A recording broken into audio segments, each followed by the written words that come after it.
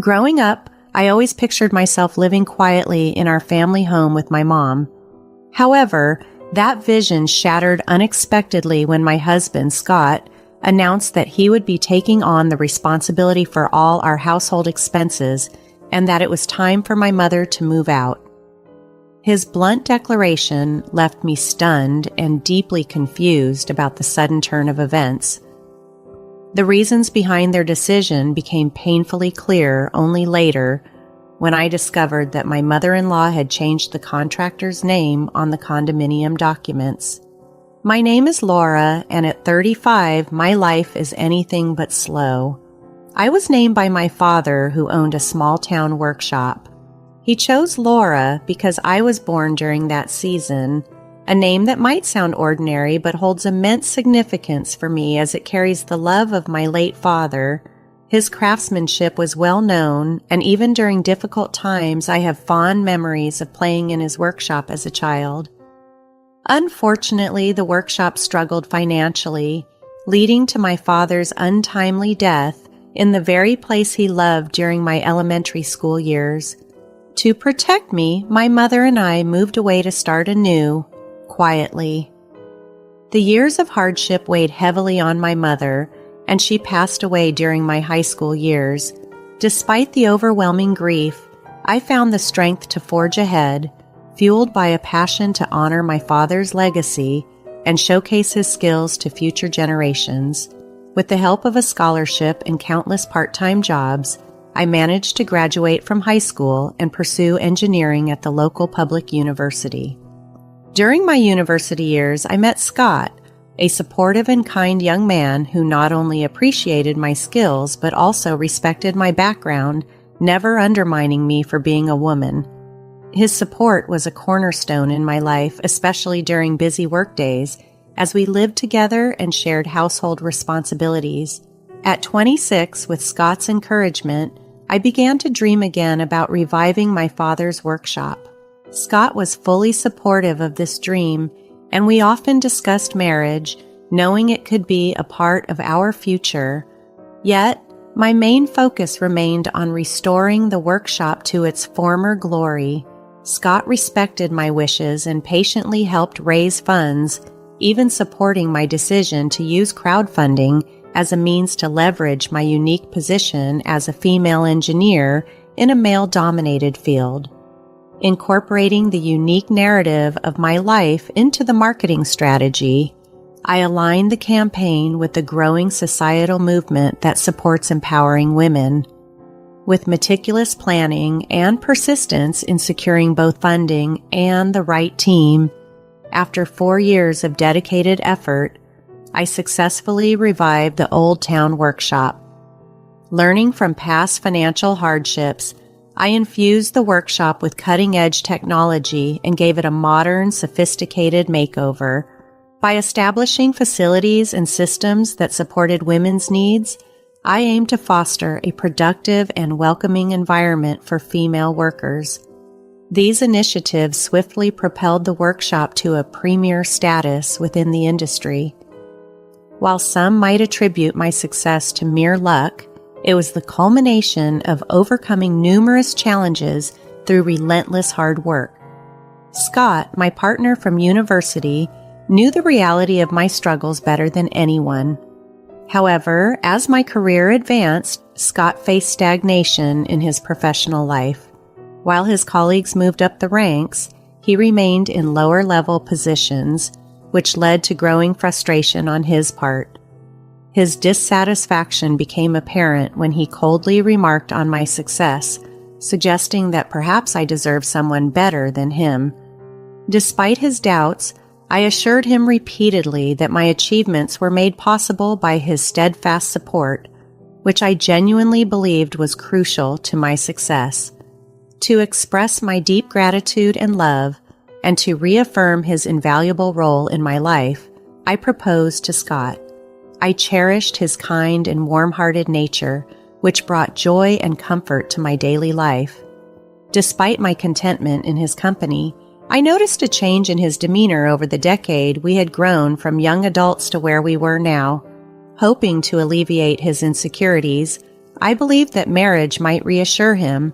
Eager to share our decision, we quickly arranged to inform our families. Contrary to what I had anticipated, Scott's family home was a dilapidated wooden structure, raising concerns about its safety.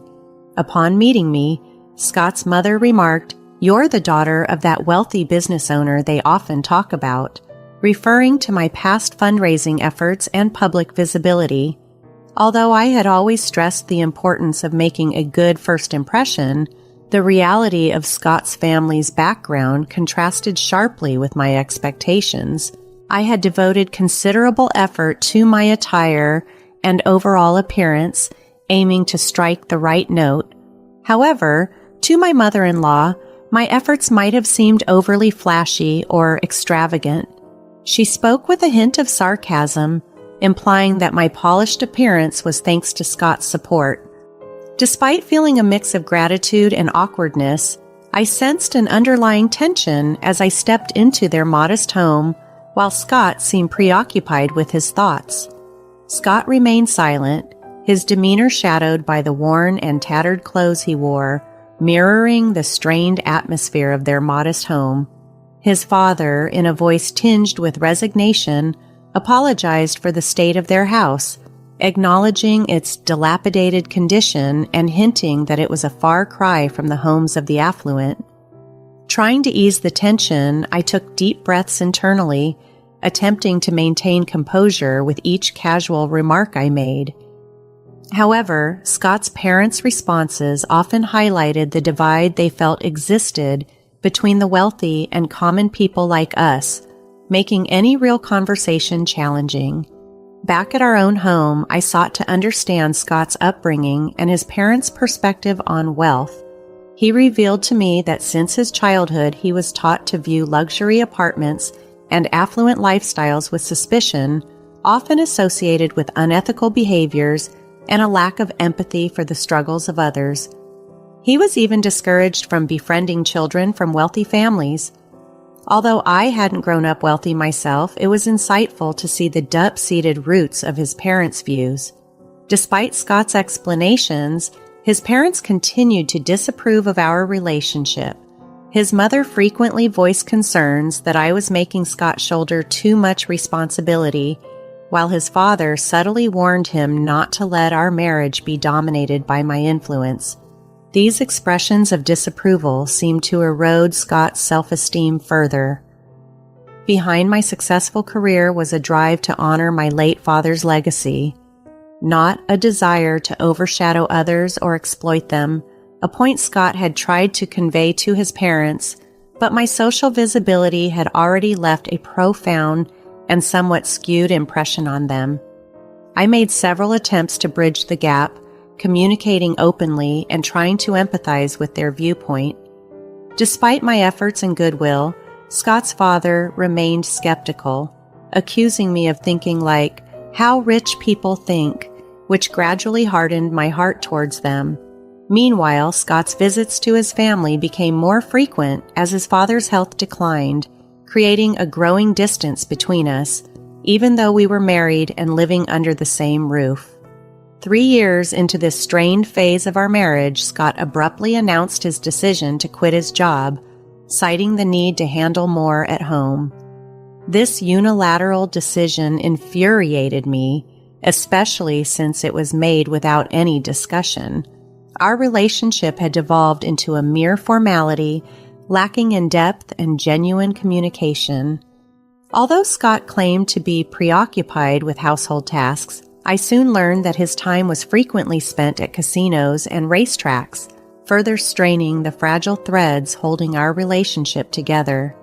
When I confronted Scott about his recent behaviors, he casually suggested that we hire a professional housekeeper, claiming that he wasn't my servant and reminding me that we had the financial means to afford it. His dismissive tone left me stunned and unable to find the words to respond. During this period, Scott's father's health rapidly declined, and he passed away 3 months later. Shortly after, while visiting my house, Scott made an unexpected announcement that he planned to live there with his mother, just the two of them. His abrupt declaration left me speechless. Continuing, Scott stated he would handle the monthly rent and demanded that I move out. Shocked by his demand, I could only manage to ask if he was truly capable of covering the rent. Instead of a clear answer, my mother-in-law interjected angrily, accusing me of belittling them. Scott, clearly frustrated, sighed heavily and asserted that he was done being dictated to and intended to live life on his terms. Their intense demeanor took me by surprise, and I found myself momentarily at a loss for words. Reflecting on their past actions and attitudes, I realized that dealing with them was going to be exceptionally difficult. I responded calmly, stating that I understood and would vacate the house the following month.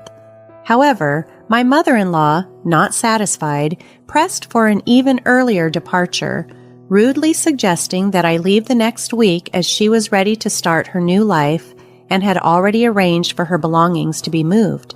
Her sudden urgency puzzled me, especially since I had just agreed to leave, making it hard to grasp her logic or motivations. When I hesitated, she raised her voice even more, challenging me. "Someone as wealthy as you should move immediately to make room for professionals, right?" She repeated the remark sarcastically, indicating her view of the wealthy as being somehow special or different. Initially, I had thought it would be appropriate for them to find a new place, considering I was the one who had arranged for the house. Yet my mother-in-law aggressively insisted, "This house belongs to Scott, and no matter how much you earn, I won't let you forget that." Behind her forceful words, I sensed a message that my higher income should not make me feel superior to Scott. Observing Scott's smug and gloating expression, I found myself questioning why I had invested so much effort into this relationship in such an unbearable situation where cohabitation had become intolerable. Realizing that I could no longer share the same space and breathe the same air as Scott and his mother, I decided it was time to seriously contemplate a divorce. I planned to handle all the necessary moving arrangements and document changes over the upcoming weekend. When I softly confirmed my intentions, Scott and his mother exchanged smirks, their expressions triumphant as if they had won a long battle. I immediately started looking for apartment vacancies and reliable moving companies, even amidst my busy schedule that included work-related business trips. Upon returning home one day, I found Scott sound asleep, seemingly oblivious to my presence. That weekend, he signed the divorce papers calmly, without a hint of emotion, while his mother busied herself with the real estate agent, signing the rental agreement for the house. I was particularly concerned about whether she fully comprehended the high annual rent of $75,000. After completing all the necessary procedures, I found myself walking alone towards my new place, leaving the high-rise condo behind. The new apartment, a secure one-bedroom, was ideal for living alone.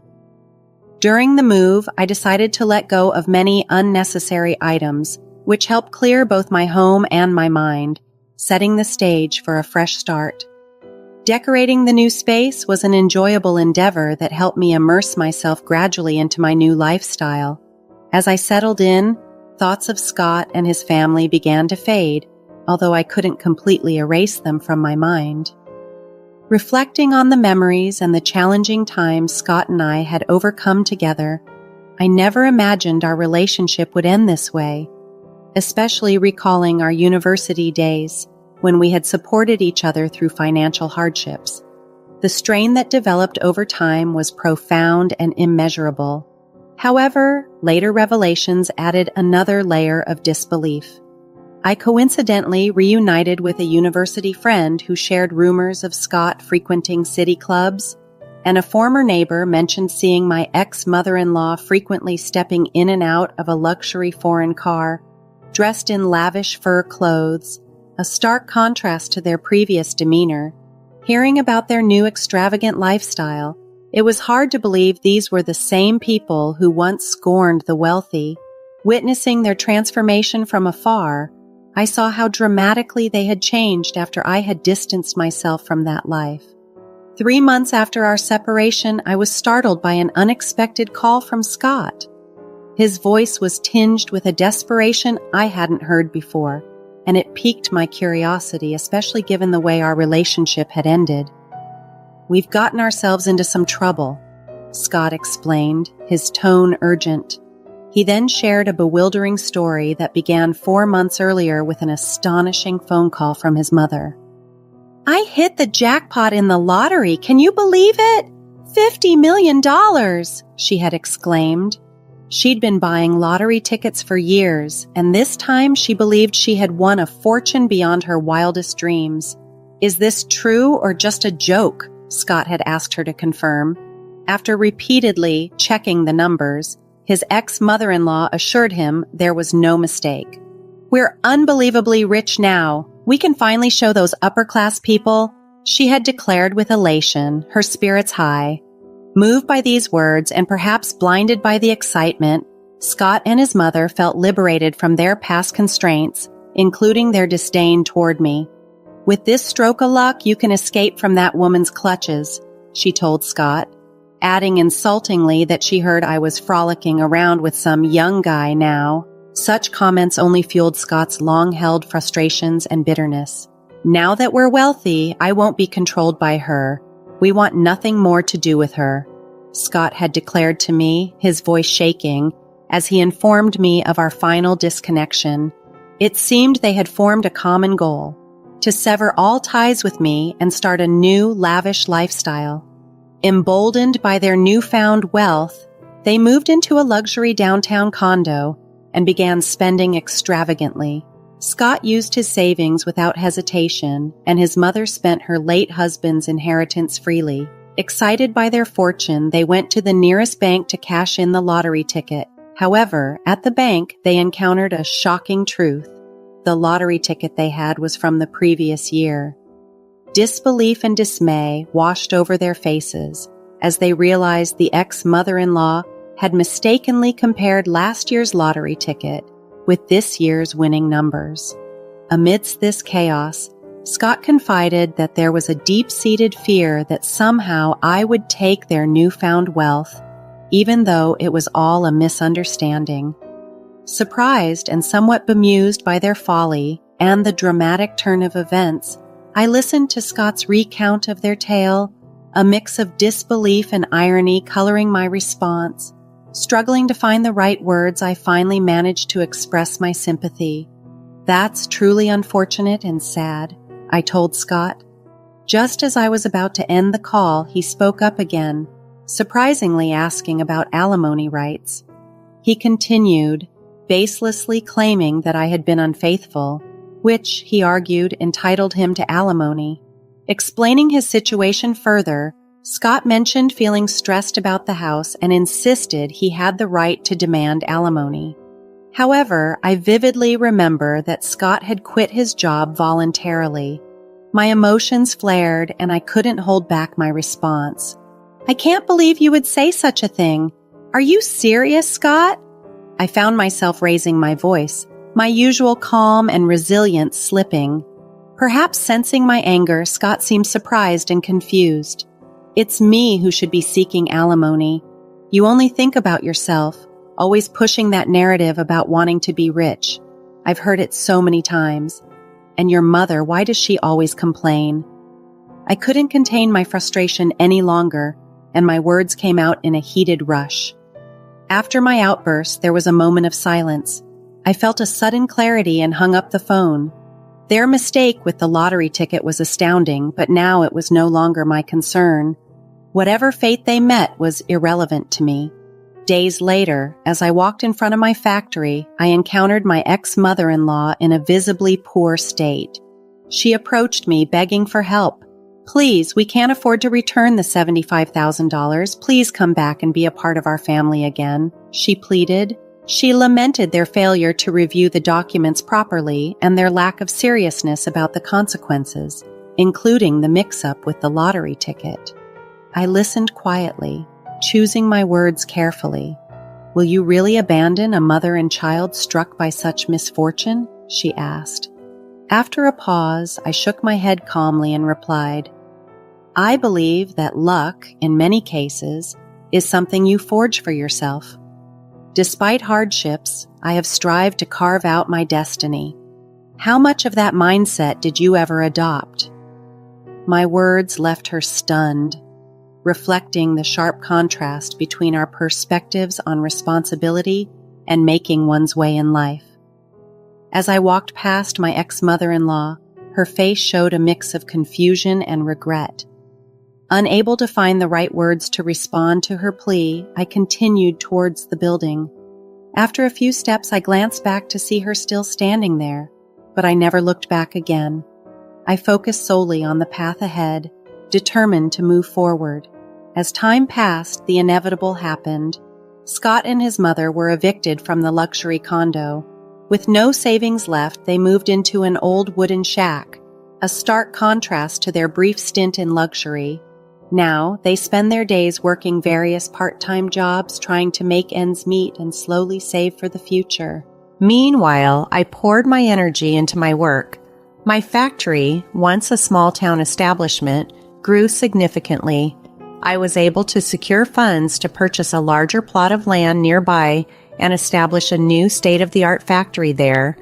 This new facility was built with the comfort and well-being of the entire workforce in mind, featuring amenities like maternity leave and childcare facilities for employees.